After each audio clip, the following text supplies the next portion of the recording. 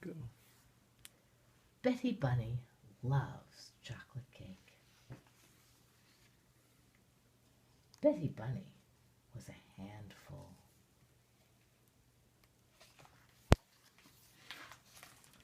She knew this because her mother always said, "Betty Bunny, you are a handful." And her father always said, "Your mother sure is right about that." Betty Bunny knew that her mother and father loved her, and so being a handful must be very, very good. One day, after a healthy dinner of carrots, potatoes, and peas, Mother said, "Who wants dessert? I have chocolate cake." Betty Bunny, who was not very good at trying new things, announced, "I hate chocolate cake. Chocolate cake is yucky." "What is chocolate cake?" So her mother gave her a piece, and Betty Bunny tried it. It was the yummiest thing she had ever put in her mouth. "When I grow up, I'm going to marry chocolate cake," said Betty Bunny. "You can't marry a dessert," said her brother Henry. "You could marry a baker who makes chocolate cake," added her sister Kate. "Or you could just buy your cake at the store and then you don't have to marry anyone," said her older brother Bill.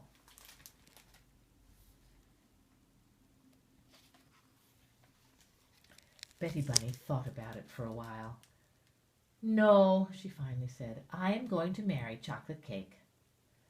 "Whatever," said Bill, "but you're going to have really weird-looking kids." That night, Betty Bunny's mother kissed her and tucked her in. "Good night, Betty Bunny. I love you," she said. Betty Bunny looked up into her mother's eyes and said, "Good night, Mommy. I love chocolate cake." The next day at school, Betty Bunny's teacher said, "Good morning, Betty Bunny. How are you?" Betty Bunny said, "I'm a handful and I love chocolate cake." Her teacher said, "A is for apple, B is for ball, C is for cat." Betty Bunny said, "A is for chocolate cake, B is for chocolate cake, C is for chocolate cake."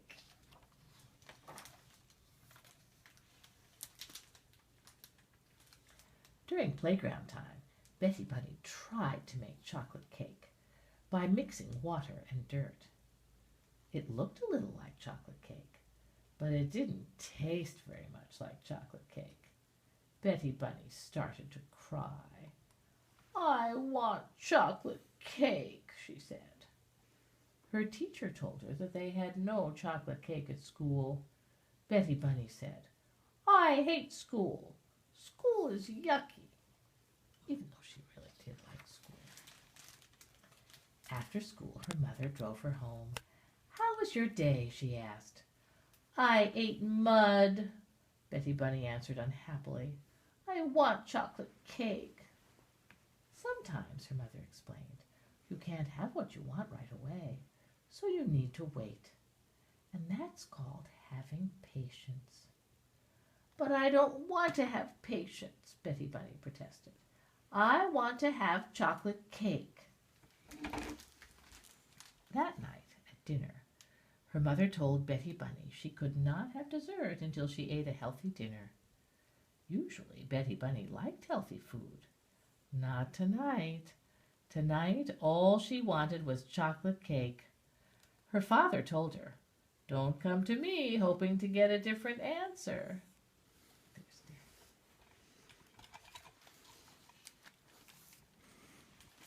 Henry said, "If you were smart, you'd eat some peas."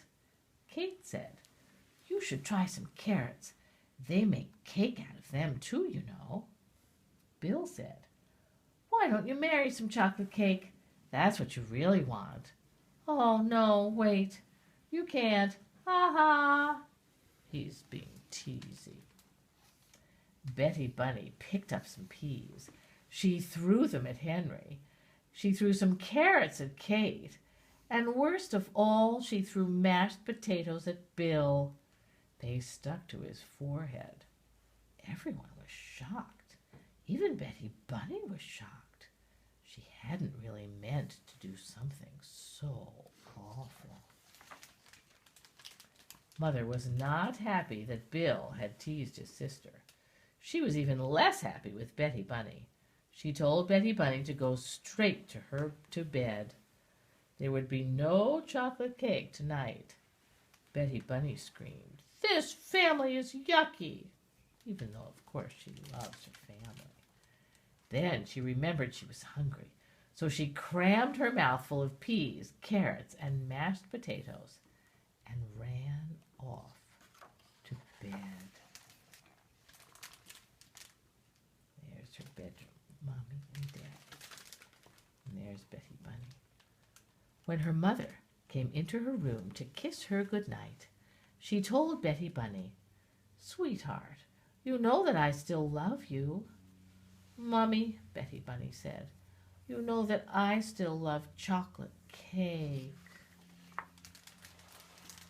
Just thinking about the cake she was not eating made her cry. Then it made her scream.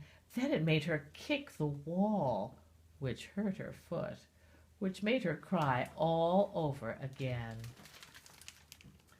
"Betty Bunny," her mother said, as she rubbed the little bunny's foot, "I am going to put a piece of chocolate cake on a plate in the refrigerator. It will be your piece of cake, and you can eat it tomorrow after a healthy dinner. Maybe if you know it's there waiting for you, it will be easier to be patient." Betty Bunny stopped crying. She liked this idea, so she wanted to say something especially nice to her mother. "Mummy," she said, "you are a handful."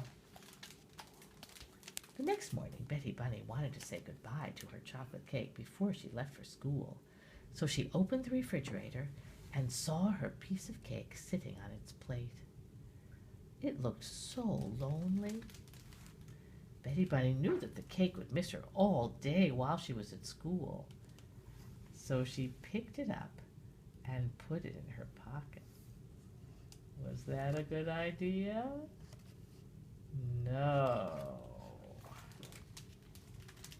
At school, her teacher said, "Betty Bunny, you look very happy today." Betty Bunny just giggled. There was chocolate cake in her pocket, and no one knew it but her.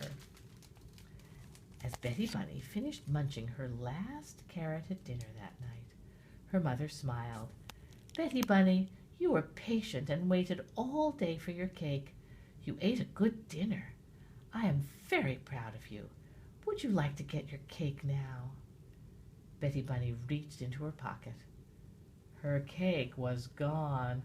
Instead of cake, her pocket was filled with a brown, goopy mess.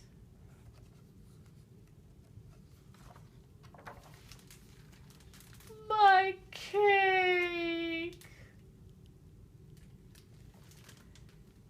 Henry said, "I can't believe you put cake in your pocket." Kate said, "Betty Bunny, food doesn't go in your pocket." Bill said, "Guess you can't marry that piece of cake now."